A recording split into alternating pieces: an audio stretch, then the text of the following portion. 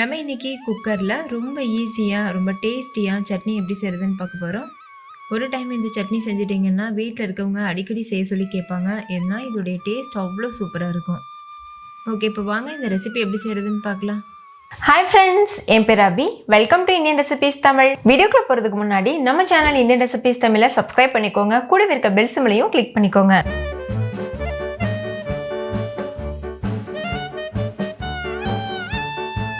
First இந்த recipe பண்ணுறதுக்கு ஒரு குக்கரில் 7 பச்சை மிளகாய் சேர்த்துக்கோங்க. கூடவே ஒரு சின்ன நெல்லிக்காய் சைஸ் அளவுக்கு புளி சேர்த்துக்கோங்க. ஒரு சின்ன துண்டு இஞ்சி சேர்த்துக்கோங்க. ஒரு 2 இன்ச் அளவுக்கு இருக்கணும் அந்த இஞ்சி. கூடவே ஒரு கொத்து கருவேப்பிலை சேர்த்துக்கோங்க. தக்காளி இந்த மாதிரி 2ஆக கட் பண்ணிவிட்டு சேர்த்துக்கோங்க. 2 பெரிய சைஸ் அளவு தக்காளி சேர்த்துக்கோங்க, கரெக்டாக இருக்கும். ஒரு பெரிய சைஸ் வெங்காயம் இந்த மாதிரி கட் பண்ணிவிட்டு சேர்த்துக்கோங்க. ஒரு டீஸ்பூன் சீரகம் சேர்த்துக்கோங்க. கூடவே தேவையான அளவுக்கு உப்பு சேர்த்துக்கோங்க. நான் 1 டீஸ்பூன் அளவு சேர்த்துருக்கேன். பின்னாடி தேவைன்னா நம்ம சேர்த்துக்கலாம். இப்போ இது கூடவே 1/2 டீஸ்பூன் மஞ்சள்தூள் சேர்த்துக்கோங்க. கூடவே ஒரு கைப்பிடி அளவுக்கு வேர்க்கடலை சேர்த்துக்கோங்க. நான் பச்சை வேர்க்கடலை தான் சேர்த்துருக்கேன். வறுத்த வேர்க்கடலை இதுக்கு அந்தளவுக்கு சூட் ஆகாது.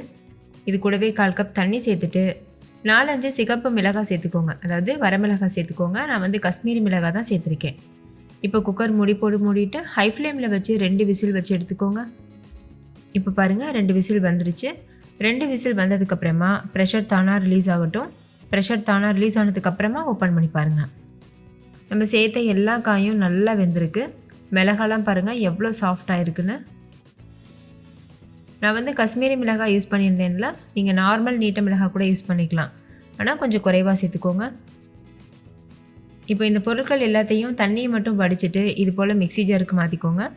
இந்த தண்ணியை நம்ம வேஸ்ட் பண்ண வேண்டாம். இந்த தண்ணியை ஊற்றி தான் நம்ம சட்னி அரைக்க போகிறோம். இப்போ இது முழுமையாக ஆறட்டும். நல்லா ஆறிட்ட பிறகு ஃபைன் பேஸ்ட்டாக அரைச்சி எடுத்துக்கோங்க. கூடவே நம்ம ஏற்கனவே குக்கரில் வச்சுருக்கோம்ல தண்ணி, அதையும் சேர்த்து நைஸாக அரைச்சிக்கோங்க.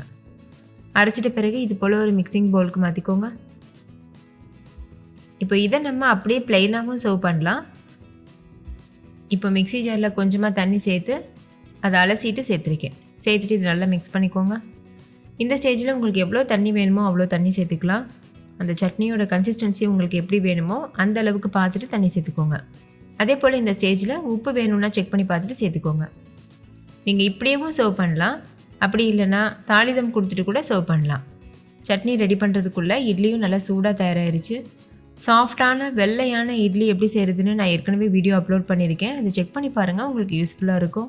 இப்போது சட்னி தாளிக்கிறதுக்கு தடுக்கா பேன் சூடுபடுத்திட்டு 2 ஸ்பூன் எண்ணெய் சேர்த்துட்டு எண்ணெய் சூடாயிட்ட பிறகு 4 வரமிளகாய், கடுகு, உளுத்தம்பருப்பு, சீரகம், கூடவே ஒரு கொத்து கருவேப்பிலையும் சேர்த்து தாளிச்சிட்டு இந்த மாதிரி சட்னியோடு சேர்த்துருங்க. சேர்த்துட்டு இந்த மாதிரி நல்லா மிக்ஸ் பண்ணிவிட்டு நம்ம சுட சர்வ் பண்ணிக்கலாம். அவ்வளோதான், ரொம்ப டேஸ்டியான குக்கர் சட்னி சூப்பராக தயாராகிருச்சு. ஃபைனலாக இதில் பொடியாக கட் பண்ண கொத்தமல்லி இலை தூவிட்டு மிக்ஸ் பண்ணிவிட்டு சர்வ் பண்ணிக்கோங்க. கொத்தமல்லி இலை ஆப்ஷனல், உங்களுக்கு விருப்பம் இல்லைன்னா நீங்கள் ஸ்கிப் பண்ணிக்கலாம். இது இட்லி கூட மட்டும் இல்லை, தோசை கூட, ஈவன் சப்பாத்தியோட கூட இது ரொம்பவே அல்டிமேட்டான காம்பினேஷனாக இருக்கும். ஸோ மிஸ் பண்ணிடாமல் ஒரு டைம் ட்ரை பண்ணி பாருங்கள். வீட்டில் இருக்க எல்லோரும் என்ஜாய் பண்ணி கேட்டு வாங்கி சாப்பிடுவாங்க. ஓகே ஃப்ரெண்ட்ஸ், இந்த வீடியோ உங்கள் எல்லாருக்கும் ரொம்ப பிடிச்சிருக்குன்னு நம்புகிறேன். பிடிச்சிருந்தா லைக் பண்ணுங்கள், உங்கள் ஃப்ரெண்ட்ஸ் கூட ஷேர் பண்ணுங்கள். நீங்களும் செஞ்சு பார்த்துட்டு டேஸ்ட் எப்படி இருந்ததுன்னு கமெண்ட்டில் சொல்லுங்கள். தேங்க்யூ, பாய்.